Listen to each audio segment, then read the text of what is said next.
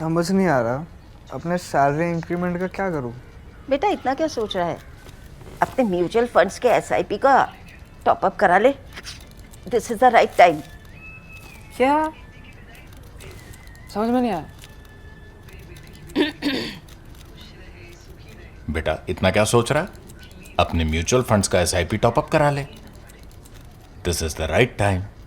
अब समझा।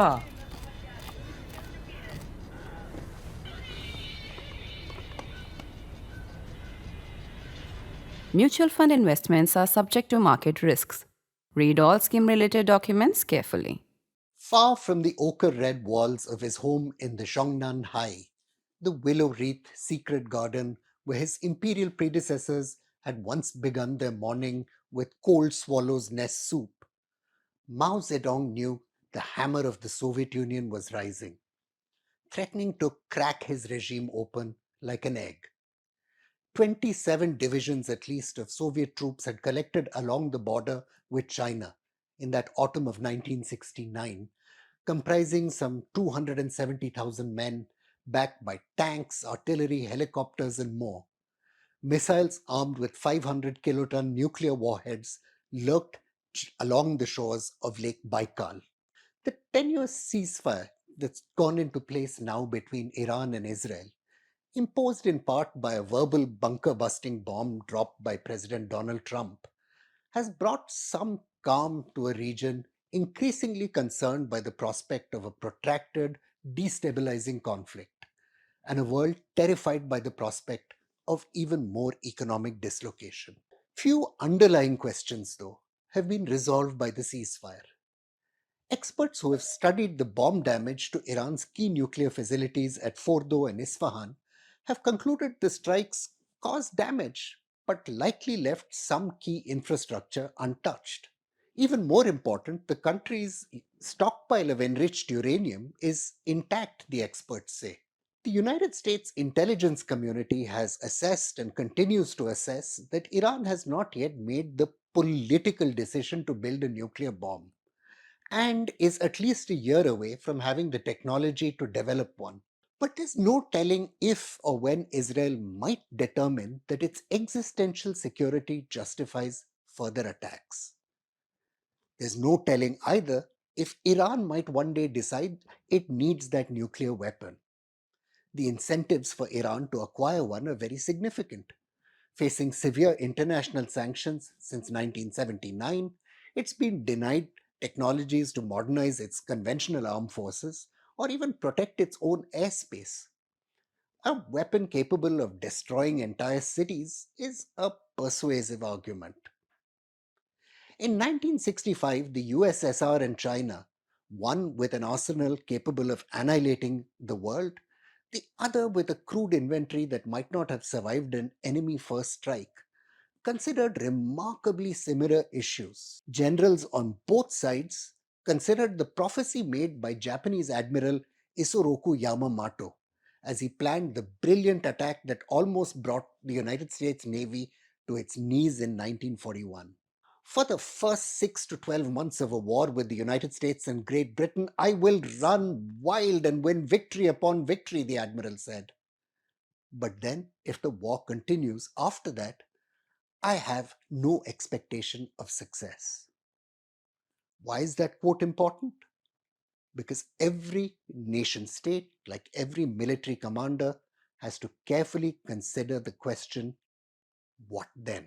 Like Iran and Israel, which once cooperated on a guided missile program in decades gone by, shared intelligence on adversaries, and established a strong diplomatic relationship, the Soviet Union and the People's Republic of China entered the post Second World War era as intimate allies.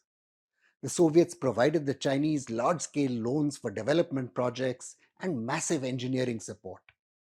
In 1957, Moscow even committed to providing China with a prototype atomic weapon, as well as equipment to enrich uranium hexafluoride, the building block of weapons grade fissile material. This kind of cooperation was not uncommon during the early years of the Cold War. As the scholar Mustafa Kebaroglu points out, The US trained a cadre of nuclear engineers in Iran, while France and Germany sold Iran uranium enrichment technologies. Visiting Moscow in 1949, Mao called for 10,000 years of friendship and teamwork. Later in 1950, the two countries signed a treaty of friendship, alliance, and mutual assistance. Although the Soviet Union declined to commit its aircraft to support the People's Republic 1 million strong army in North Korea, it generously gave both industrial and military assistance. From 1954, though, the Soviet Chinese relationship began to experience severe strains. The dispute was, among other things, an argument between Soviet Premier Nikita Khrushchev and Mao Zedong over the legacy of the tyrant Joseph Stalin. China, however, also saw that a reindustrializing USSR that was making some economic forward steps wanted to repair its relationship with the West. And that didn't suit the Chinese. Then, in 1959, the Soviet Union pulled the plug on its nuclear cooperation with China as it began negotiations on a nuclear weapons test ban treaty. Moreover, all Chinese personnel were withdrawn from China the next year, that's 1960, a devastating blow to the country's nuclear and military programs. Like so many crises, the killing began over nothing in the middle of nowhere. For over 100 years, People's Liberation Army troops stationed in southeast China had looked across the wastelands beyond the Ussuri River, knowing that the great plains of Khabarovsk and Primovsky Krai had once been theirs. The Treaty of Peking, signed in 1860, had established the eastern borders of China and Imperial Russia along the Ussuri and Amur rivers, as part of a carve up of lands imposed jointly by the imperial powers, that is, the United Kingdom and France.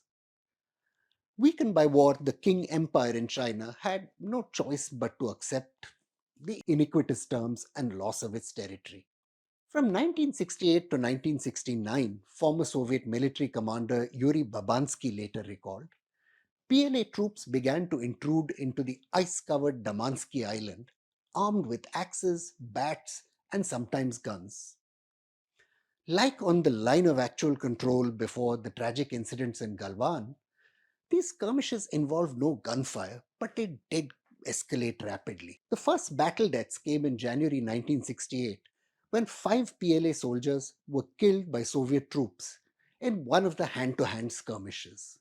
Then, in December 1968 and February 1969, 9 separate clashes broke out, which saw warning gunshots fired for the first time.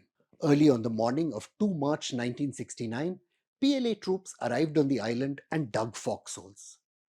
Later that day, as a Soviet patrol passed by, some 300 PLA soldiers emerged from these foxholes and opened fire. Although the PLA was eventually pushed back, even more severe fighting broke out on the 15th of March. This time, the scholar Michael Gerson records, over 2,000 PLA troops were confronted by Soviet forces backed by the brand new T-62 tank, artillery, and air power. The Soviet Union's efforts to defuse the crisis were rejected. Premier Alexei Kosygin, Gerson writes, attempted to call Mao on a direct telephone line that had been set up between the two former allies. The Chinese operator, however, refused to connect the call, calling Kosygin a revisionist element, one of the biggest jargony insults you can give, before hanging up the phone. From declassified documentation, it's clear the Soviets at this point seriously considered solving the problem once and for all through nuclear means. At a meeting at the Beef and Bird restaurant in Washington, D.C. on 18 August 1969, Soviet diplomat Boris Davidov asked his counterpart William Stearman, I quote from the declassified file, asked point blank what the US would do if the Soviet Union attacked and destroyed China's nuclear facilities. The United States, historians William Burr and Jeffrey Richardson have recorded, had made the same proposal to Soviet Premier Nikita Khrushchev in 1960. And now they wanted to see if a deal might still be on the table. Less than a week earlier, though, the eminent scholar Alan Whiting had met with President Richard Nixon's national security advisor, Henry Kissinger, and made the argument that the Soviet China tensions offered the United States an opportunity to split the communist bloc. Whiting's paper, now declassified, led the United States to reach out to Mao through various channels to see if there could be some diplomatic opening. There was, however, no consensus in the US government at this stage. Former Central Intelligence Agency officer William Hyland, for example, argued in a top secret paper that a limited China Soviet war ending with the destruction of China's nuclear weapons would actually be in the best interests of the United States. Finally, after much discussion, the United States chose to remain neutral in the spiraling crisis along the Ussuri River.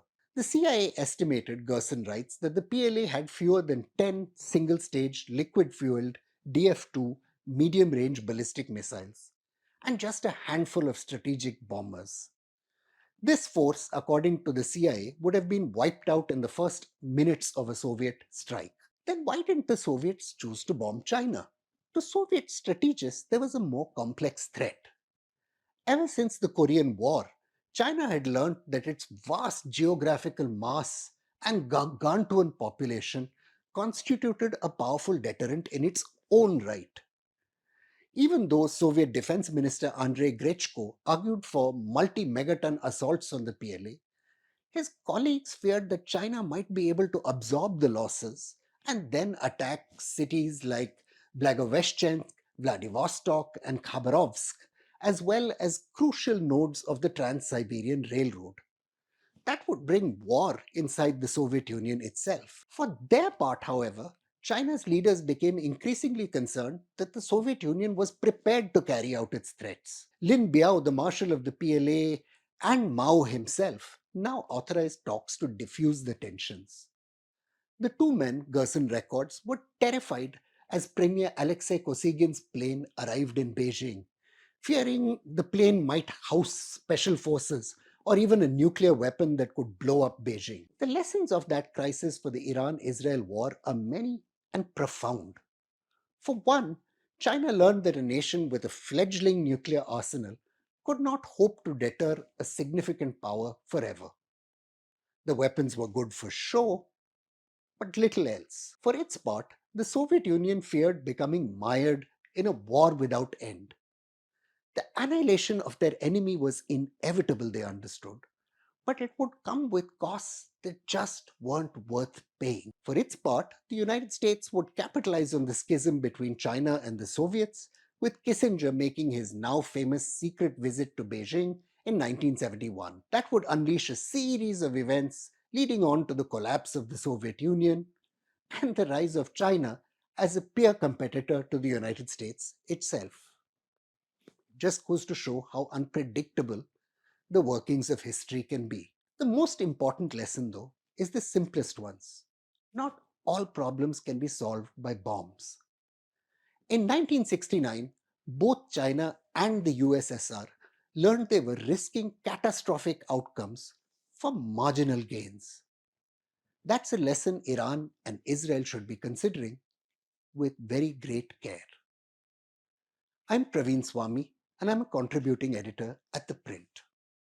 Thank you for watching this episode of Security Code.